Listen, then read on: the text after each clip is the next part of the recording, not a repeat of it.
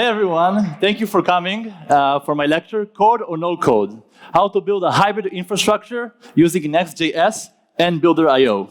Today, we're gonna talk about our migration process from our old stack of React into this new technology, how we became much more productive, and by the end of this short 15 minutes presentation, I'm gonna give you some tools on how you can be a lot more productive starting today. I'm excited for you, just a lot of excitement in general. Let's get into it. So, my name is Hagafny, I'm 31 years old and I live in Tel Aviv. And for the past 2 years, I'm working at Mixedhouse. For those of you who haven't seen our booth, we help people create the homes they love, combining technology and design. And last year, we opened a new product, and it's called Easy Plant. Easy Plant basically is a self-watering plant. By show of hands, how many of you love plants, but just kill them all the time? I know you do. It's a big, big problem, and that's why we created Easy Plant. With Easy Plant, all you have to do is you just fill in the pot, and once a month you fill it, and that's it, you get to enjoy your plants. So that's amazing. And to have a proof of concept, we created this website. Give you a quick glimpse, this is our homepage. We move on to the product page. And then we have an FAQ section full of frequently asked questions about how not to kill plants. So that's great. We started this a year ago, but luckily, or not so luckily, we got really big and we managed to gain $10 million in revenue. That's awesome. And Yanai said with great power comes great responsibility. Well, we saw some great traction. So I'm going to say that with great traction comes great responsibility. It's also a thing. We kind of found ourselves in the middle of all these non-technical teams. So we are a very lean team of 2 developers, and we found ourselves in the middle. Marketing, they want content changes. And right now, our content and code in our project is coupled together. So I have to do all these PRs, just changing text all the time. No one likes that. The product team, they want to do A/B tests all the time. It also takes my time, right? Another context switch. Design team, maybe they want to do some pixel pushing. Maybe they want to move this a bit. Maybe they want to add a button. Another PR I have to do. And finally, since we're a physical product, we also have the operation teams, and they always want more internal tools to become more efficient. So we came to realize that code releases have become the bottleneck of our business. And we kind of want to open this bottleneck and free our time. So we looked into content management systems out there to help us decouple code from content. We came across this product called Builder. I'm not affiliated with Builder in any way. I just think it's very, very cool, and I'm going to show it to you today. What is Builder? Besides being a content management system, it also helps with page building and section integration, section building. So they have this cool visual editor that I can create my website in. For example, this homepage, it took us a couple of days to create in React, but only a couple of hours with Builder, using their basic components. So that's awesome. But the coolest part is that you can integrate your own React components into Builder, and then all non-technical people can just drag and drop these components. I think it's mind-blowing. I'm going to show it to you. But before I get into that, I just have to talk to you about Next.js and why we decided to move to Next.js as well.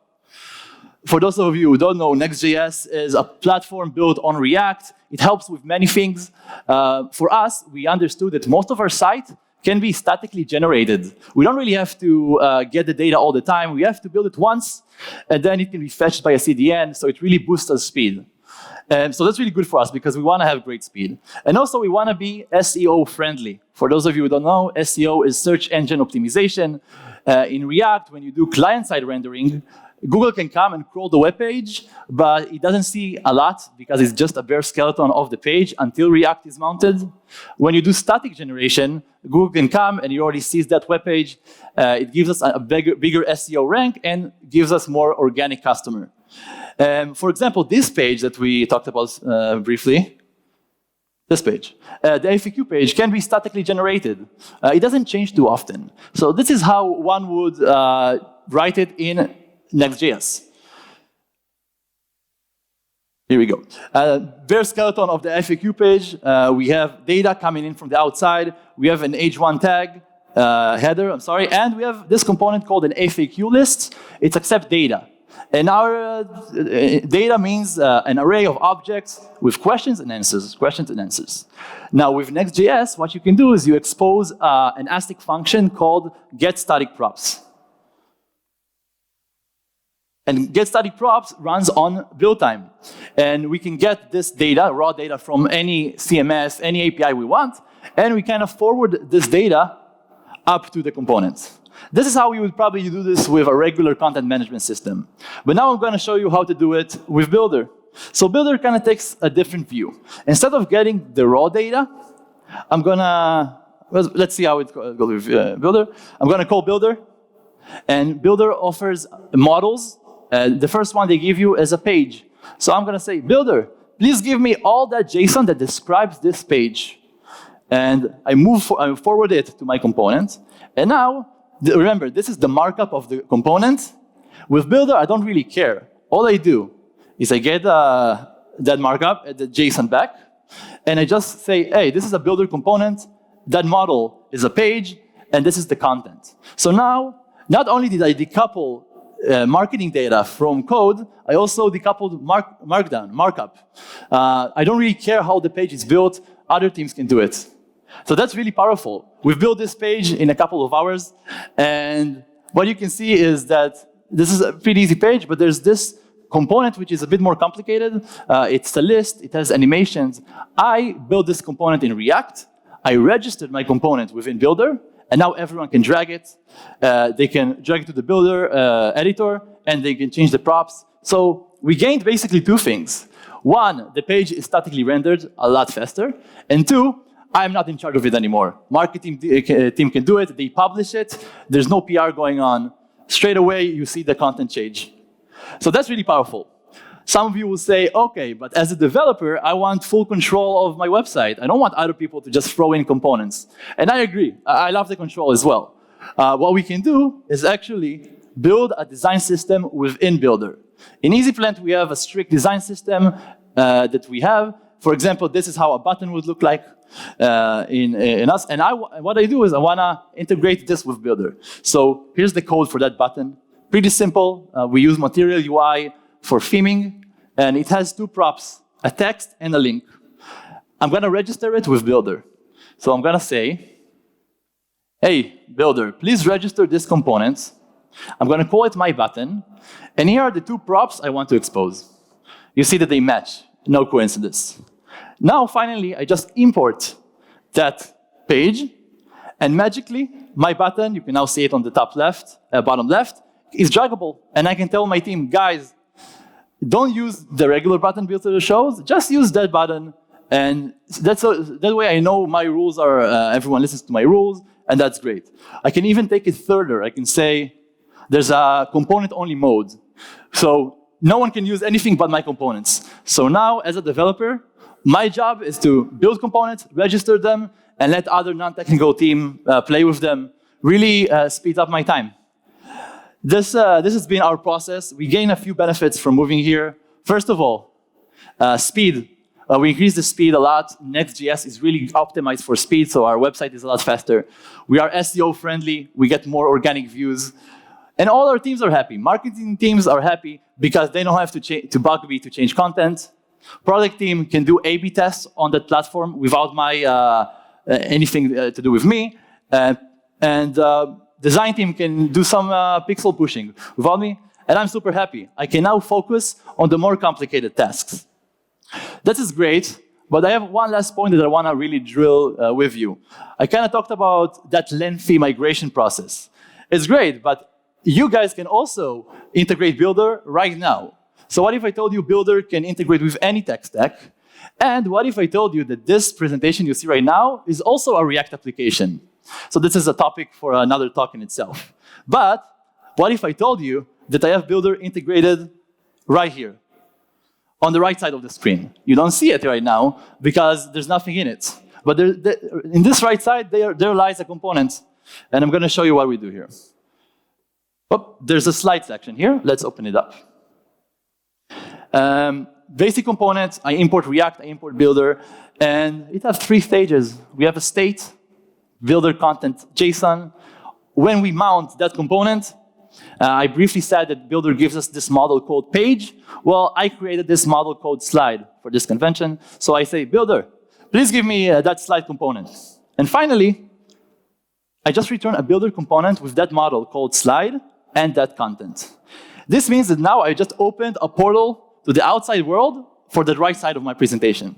And now we're going to do some light live coding, not really, but I'm going to go into Builder, and I'm going to show you what it's about.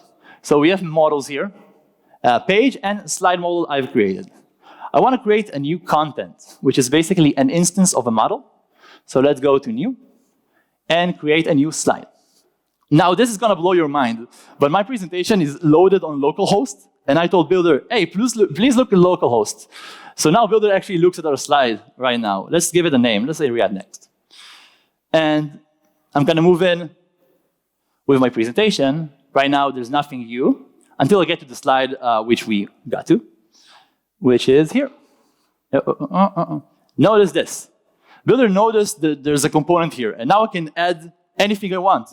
So I can go to the designer, I can drag text, and like, hey, what's up? So it's live, hey ho. I can add buttons, pick me straight away, but I want to be more creative. There's a cute component I found called React Kawaii, open source, really cute. It allows you to import cute characters and give them moods and colors. And I took the liberty to integrate with it and export a component. So if I go to custom component, you would see a kawaii component. Let me throw that in. Everyone meet Chucky the chocolate bar. So what we're going to do is together we're going to pick a mascot for this talk. So what we have is we have a couple of characters to choose from. So we got a chocolate, we have backpack, and we have ice cream. Which one is your favorite? Give me a one. Chocolate? Everyone loves chocolate. Okay. So that's chocolate. And let's choose his mood. It can be blissful right now. It can be shocked. Whoa, no way. And it can be love struck. I knew you would choose that. Finally, let's pick a color. Which color is your favorite? Which one? Yellow? Give me one color. Purple. Purple. I love the purple. Okay. So we got a purple chocolate bar. What I do here is I publish right now. And once I published, it's going to take a few seconds, but now Chucky will be inside our presentation live as we speak. So I'm going to refresh this for a second, because remember, it only takes it on mount. So let me refresh this, and we're going to wait a few seconds for it to appear. Here we go. Chucky just appeared.